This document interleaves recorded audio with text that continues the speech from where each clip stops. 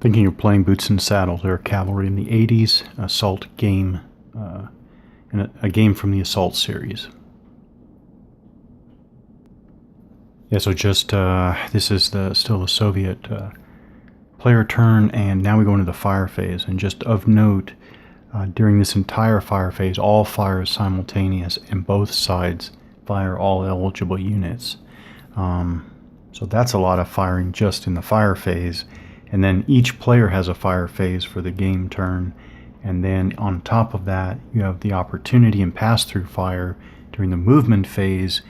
And each player has 2 movement phases per game turn for a total of 4 movement phases. So basically you have firing in, well, actually in every major phase, actually. So at least on paper, a game of a lot of fire. But we don't have a lot of fire here because both sides haven't even made visual contact yet. So I'm going to move the Americans up. They are also in march formation. Basically, they need to get up to the best possible defensive terrain they can get. They need to get into cover, before making substantial contact, because the Soviets outgun them in numbers. Okay, second Soviet movement phase. Again, we're going to allocate operations points. I'm going to use my little mini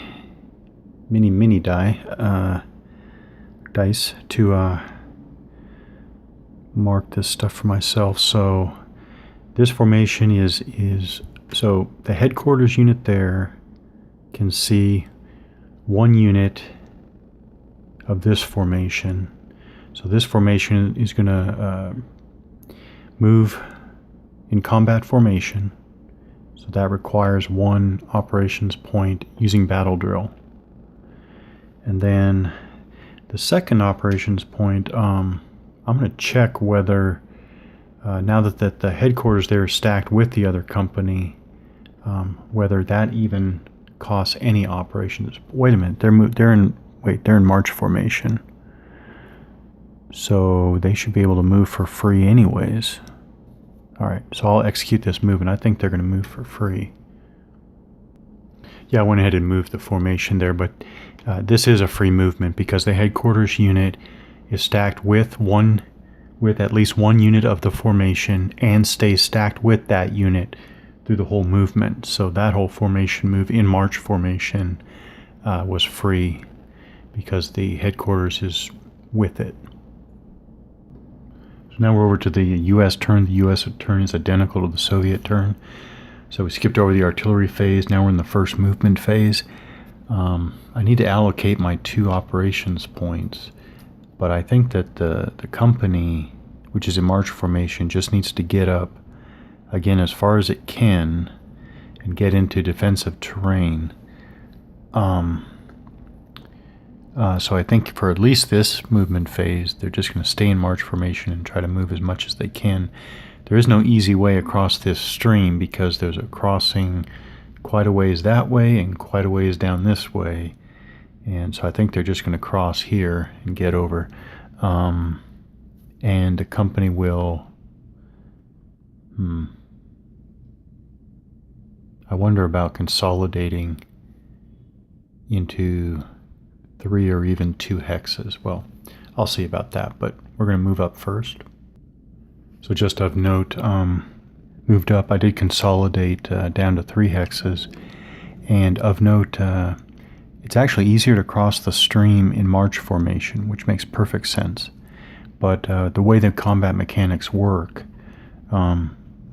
you are more vulnerable in march formation. Again, as you would expect, but so far the way I think of that is that, again, the way the combat mechanics work, when you're in march formation, you are quite a bit more likely to be hit with flank attacks.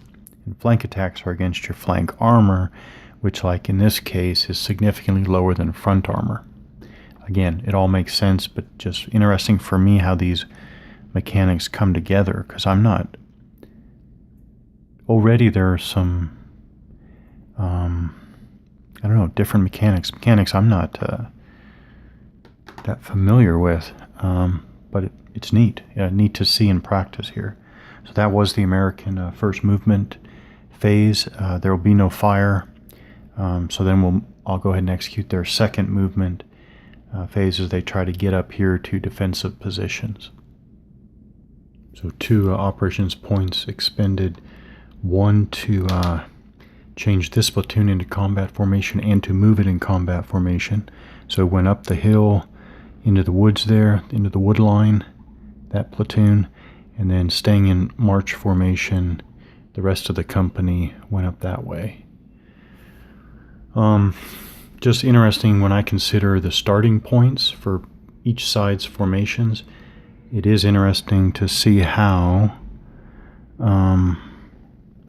much more ground the M1s can cover versus the T-64. So the M1s have a movement allowance of 5, but that's really 10 for the turn, versus the T-64's 6 for the turn. So significantly more mobility. Back around to the Soviet turn again, movement phase. Really interesting how the simple operations point mechanic really gets you involved and really makes you think about what you're doing. So that formation, if it stays in march formation, it's fine operations points wise, but we're getting in proximity of the enemy. This formation in combat formation, this formation in combat formation is one operations point to move while it's visible, but the moment, because we've got some woods here, if the whole formation goes out of line of sight of that headquarters, then it becomes the 2 operations points for the headquarters for the movement phase. So the choices are compounding here quickly, and it's very interesting. But there's not a lot. Well, Soviets are just going to keep pushing forward, and yeah. I won't get into it in a lot of detail here, but I like games, especially modern, smaller unit or lower level tactical games that basically impose a lot of realistic limitations. So Soviets moved up; they're all in combat formation now. Now it's the U.S. turn, and the U.S. forces are now all in combat formation, and they're coming over the hill here through the woods. So the lead platoon here went up over and is now in that wood line there, and I think that these units are now looking at each other. And I thought about opportunity fire, but actually only units that are in cover, so only units that are in cover can conduct opportunity fire. They will conduct direct fire simultaneously, but that advantage of opportunity fire, they don't have that yet because they're not in cover, and they could not have gotten into cover before because they changed formation into combat formation and moved the last turn, the last movement phase, the last Soviet movement phase. So they couldn't have been in cover yet. So they will get into cover as soon as they can. But this is all realistic because the Soviets would have been moving up at the same time that the Americans are coming over. So it's perfectly realistic. But it's still interesting, the limitation.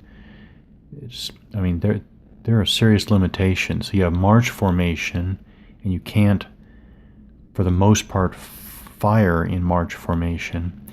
Then you have to, it's not simple, but, well, as a matter of fact, it takes an operations point to go into combat formation, and then from combat formation, you can fire but not opportunity fire, and then to go into cover, you need to not move, basically not move, to get into cover, and from cover you can then, of course, direct fire and opportunity fire. It's very interesting. I said it was all very interesting. I should say it's all very interesting if I've understood this all correctly. By the way, I was wondering what these heavy green hex sides indicate, but that's I guess that's dense woods. So that's dense woods. So the Americans will continue pushing up over. Obviously, things are getting more complex now because the headquarters will not have line of sight to its subordinate elements as easy as it did back here.